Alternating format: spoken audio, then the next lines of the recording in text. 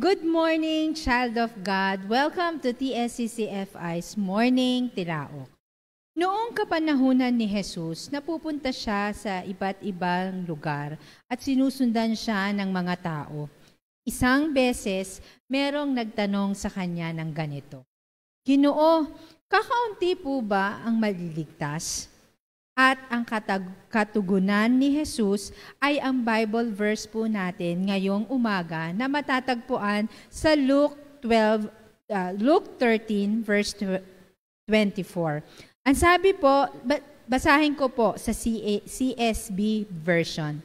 Make every effort to enter through the narrow door, because I tell you, many will try to enter and won't be able. Talagalugin po natin. Pagsikapan ninyong makapasok sa makipot na pintuan. Sinasabi ko sa inyo, marami ang nagpupumilit pumasok, ngunit hindi makakapasok. At ang title po ng devotion natin this morning ay The Right Entrance to Heaven. Manalangin po tayo. Panginoong Jesus, marami pong salamat sa patuloy mong pagbibigay sa amin ng hiningang buhay. Ngayong umagang ito, mangusap ka pong muli sa pamamagitan ng iyong verse sa nabasa namin, Panginoon. Tulungan mo kami na mapagbulay-bulayan, maunawaan naming maigi ang iyong salita ngayong umaga at magsilbi itong inspirasyon namin, encouragement namin to go on with you, Panginoon, in spite na kung anong mararanasan at raranasin pa namin sa sa darating na araw ng aming buhay dito sa lupa. Speak to us, O Lord, buksan mo ang aming puso at aming isipan at turuan mo kami na ipamuhay namin ito. Madala namin to sa aming daily life. Salamat po, in Jesus' name, Amen. Kapatid, nasubukan mo na bang dumaan sa makipot na daanan? Yung iskinita, makipot na daanan. Yung tipong dahil sa sobrang kipot ng daanan, hindi ka makakadaan ng yung normal, sa yung normal na posisyon pag ikaw ay naglalakad. Kailangan mong sumide view para magkasya ka doon sa makipot na daanan at makadaan. Na tipong pati yung iyong paghinga, parang pipigilin mo para makadaan ka dahan-dahan pagpasok. Hindi pwedeng mabilis na paglakad, kundi kailangan naka-side view at dahan-dahan papasok doon sa makipot na daanan. Sabi ng iba, getting saved is the easiest in this world. Pero sa totoo lang, hindi. The perfection of our salvation involves choosing between wide and narrow gates and entering by the right entrance every day. Ang tinutukoy ko po dito ay ang buhay natin na kasama si Kristo. Dahil po sa ating muntong ginagalawan, mas pinipili po natin dumaan sa daan na malapad, maganda, at smooth yung daan. Bihira po ang taong pumipili doon sa narrow gate na tinatawag. In other words, we must work out our salvation every day and offer our bodies as a living sacrifice to God. We do all that by entering through the narrow gate, not by the wide gate. Unlike the wide gate, yung narrow gate is not popular at hindi pipiliin talaga ng kahit sino. Sino ba naman ang gustong dumaan sa makipot na daan na mag-e-effort ka pa para makarating sa iyong pupuntahan? No wonder Jesus said doon sa nabasa natin na verse na many will miss it. Marami ang hindi makakasumpong nito.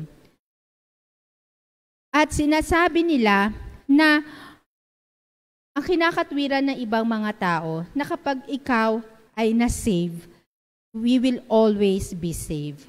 Pero yon ay ang maling kaisipan natin patungkol sa kaligtasan na ibinigay sa atin ng ating Panginoong Hesukristo. Meron po akong 3 punto na nais ibahagi sa inyo ngayong umaga. Point number 1, effort ang pagdaan sa makipot na daanan. And this is how Jesus described our path to heaven. Going to heaven is not an easy journey. Sabi nga po sa Matthew 7 verse 21, everyone who calls me Lord, Lord will not get into the kingdom of heaven. Only the ones who obey my Father in heaven will get in. Ang makipot na daan or ang narrow road na sinasabi ay tumutukoy po sa ating kaligtasan. Marami ang nais maligtas. Ako gusto kong maligtas. And I'm sure ikaw kapatid, nais mo rin maligtas. Lahat tayo gusto natin makasama ang Diyos sa langit. Ayaw natin pumunta doon sa mainit at dagat-dagatang apoy. Pero kabaligtaran ang pinipili ng tao na kanyang dadaanan. Gusto nila sa langit, pero mas pinipili nila ang maluwag na daanan, yung walang pahirap. Naalala niyo po ba yung istorya, yung parable sa Bible about the 10 virgins? Diba meron pong 10 babae na ikakasal at ang bawat isa sa kanila ay may dalang ilawan. Yung 5 babae, aside doon sa ilawan na dala nila, may baon silang langis. Pero yung 5 babae, kontento na sila doon sa ilawan na kanilang dala. Nagkaroon ng delay yung pagdating ng groom. Kaya naman inantok yung 10 babae at nakatulog.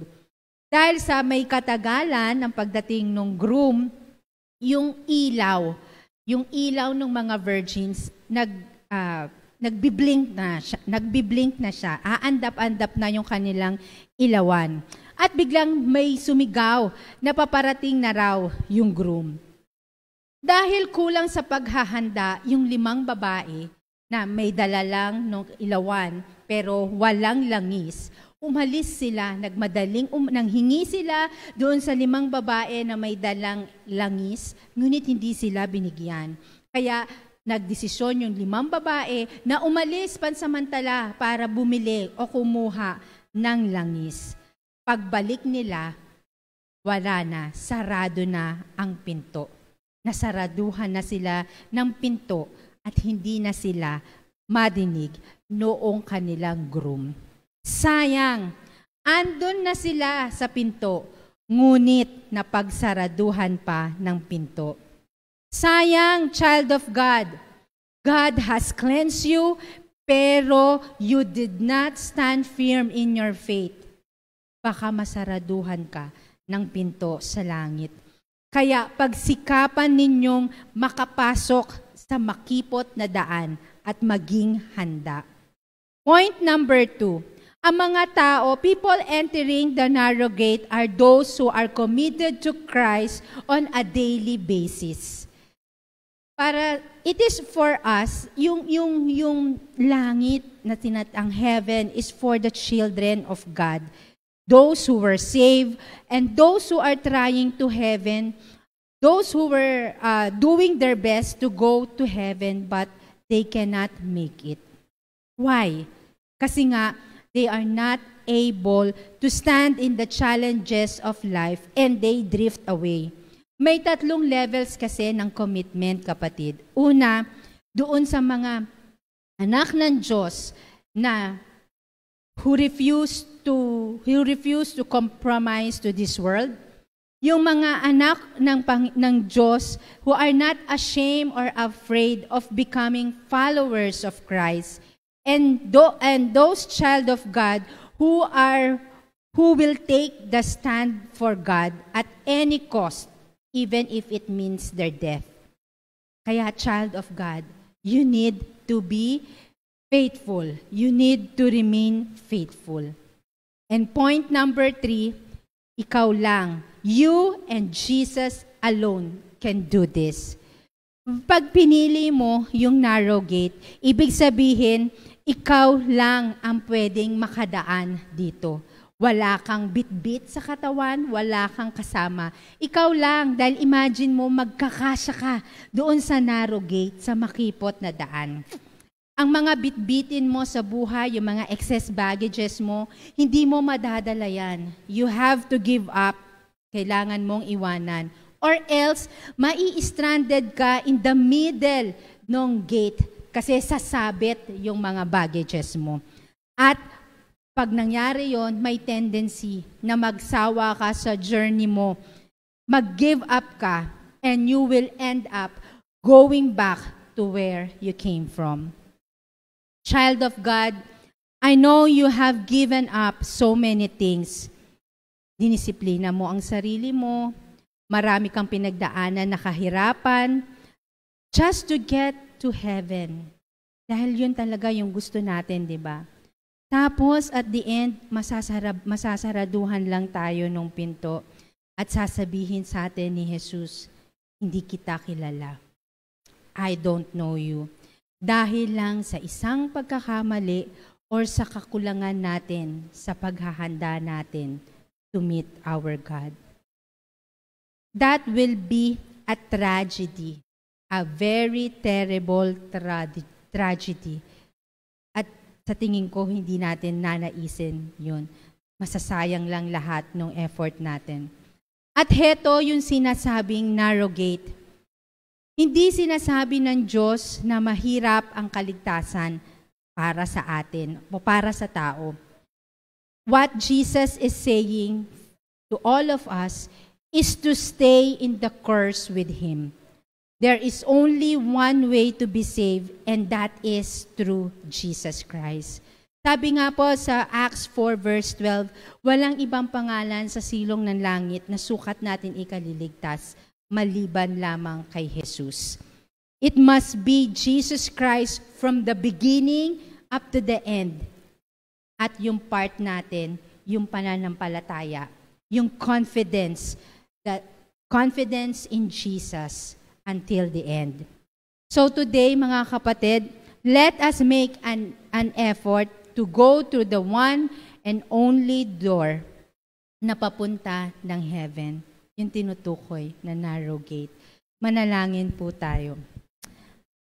Hallelujah, hallelujah, hallelujah, Lord Jesus. Lord Jesus, our Lord and Savior, thank you, Lord God, for allowing us to take a peep of heaven. Doon po talaga, Panginoon, ang nais namin na mapunta at the end of our journey here on earth. Nais ka po namin makasama, makapiling sa heaven, O God Jesus. But please, Lord God, help us na wag naman po kaming maging too comfortable dito sa buhay namin right now.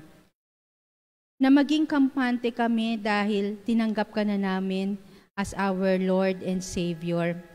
Na maging kampante kami, na hindi kami maging conscious sa daily living namin, na maging acceptable na sa amin, makampante kami na dahil we are doing good works, meron kaming assurance na we will go to heaven at makakasama ka namin. Huwag naman po sanang mangyari yon sa bawat isa sa amin, kundi Lord, na kami po ay mag-stay committed sa iyo, stay focused sa iyo, sa kahit na anong mangyayari, kahit na anong season ng aming buhay. Na kahit kami na lamang po ang nag-iisang tumayo, mananatili po kami sa iyo at ipagsisigawan ka na ikaw ang Lord and Savior, na siyang magliligtas sa amin at sa mga tao dito sa mundo. Help us, O God Jesus, na wag maging kampante, wag maging comfortable, but to always work for our salvation every day in our life. At tulungan mo kami na sa pagdaan namin, sa makipot na daan, hindi po kami susuko in the middle noong journey namin, kundi magpapatuloy kami hanggang sa makarating kami sa dulo. At Lord, hindi kami mapagsasaraduhan ng pinto dahil kami ay magiging handa, ihahanda ng bawat isa sa amin na aming mga buhay para sa iyo, aming puso, ang aming isipan, na hindi po masasayang yung pananampalataya na meron kami sa iyo. Salamat po, Ama. In Jesus' name, Amen. Kapatid, the end is near. And I believe God is warning us this morning that the road will get narrower and narrower. Pahirap ng pahirap, pasikip ng pasikip. You need to remove all your baggages, and the only thing that we can take in this journey ay yung pananampalataya natin sa Diyos and righteousness ng ating Panginoon. Sabi nga po sa Galatians 2 verse 20, I have been crucified with Christ, and I no longer live, but Christ lives in me. The life I now live in the body, I live by faith in the Son of God who loved me and gave himself for me. May we all be the last man standing for our Lord Jesus Christ. To God be the glory. God bless, kapatid!